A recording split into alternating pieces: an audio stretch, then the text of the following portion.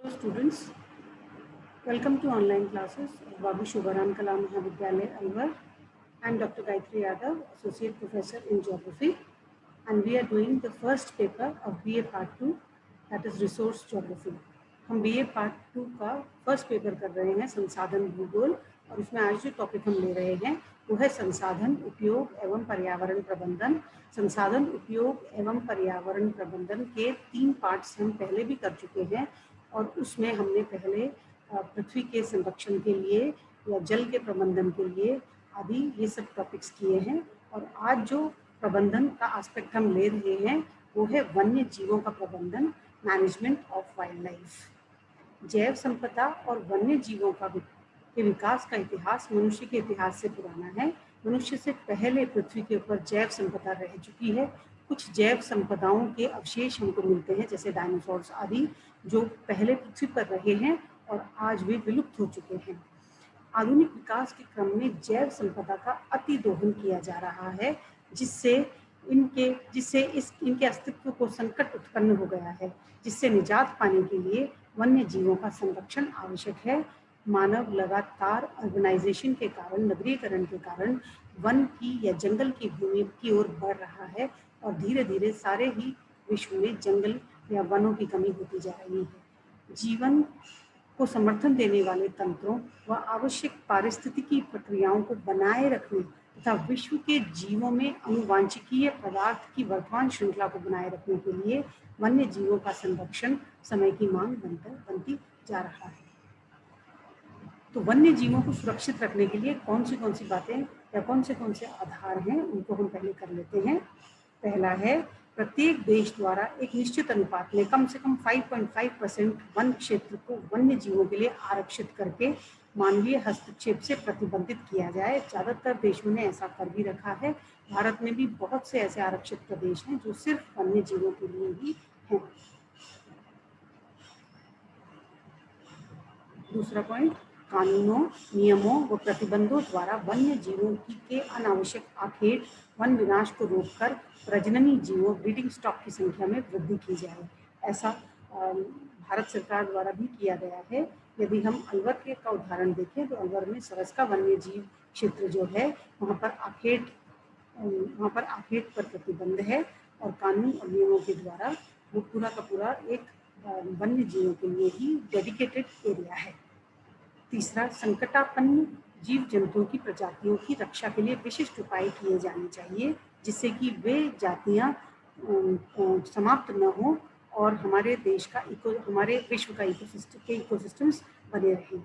चौथा, वन्य जीवों वाले क्षेत्रों को विभिन्न योजनाओं के तहत राष्ट्रीय उद्यानों, वन्य जीव अभ्यारण्यों, बाघ परियोजना, गैंडा एवं हाथी परियोजना आदि के रूप में विकसित किया जाना चाहिए।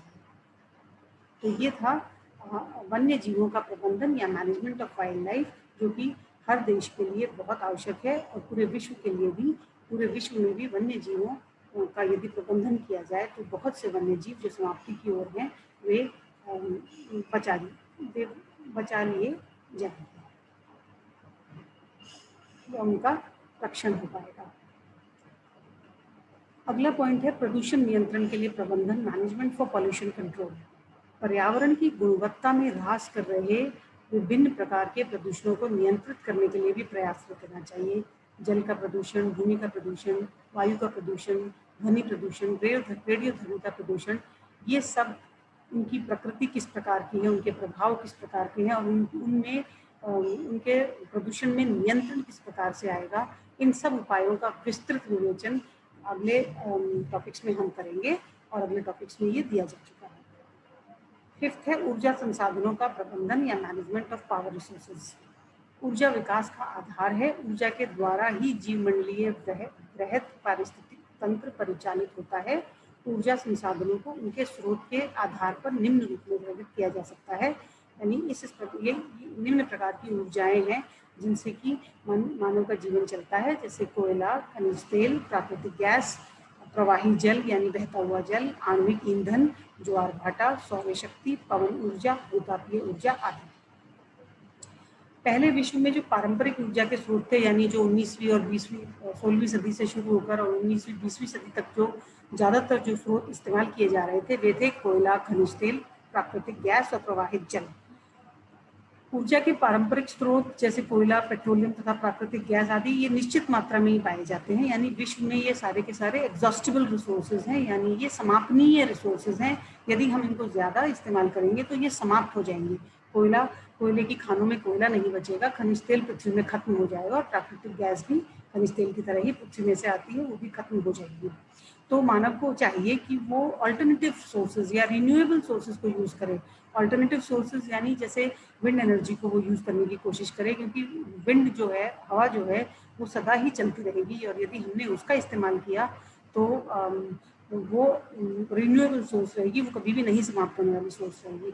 इसी प्रकार यदि हम सौर शक्ति को यूज़ करें, आजकल इंडिया में बहुत ज़्यादा प्रसार हो रहा है सौर शक्ति का। घरेलू बिजली के लिए सौर ऊर्जा के पैनल्स बहुत से लोग अपने घरों के ऊपर लगाने लगे हैं। ये एक रिन्यूएबल सोर्स है और रिन्यूएबल सोर्स के होने के कारण ये प्रतिदिन नया सोर्स है, यानी इसमें कुछ भी छीजत या खपत नहीं होती है और ये सदा हमारी पृथ्वी पर बना रहेगा।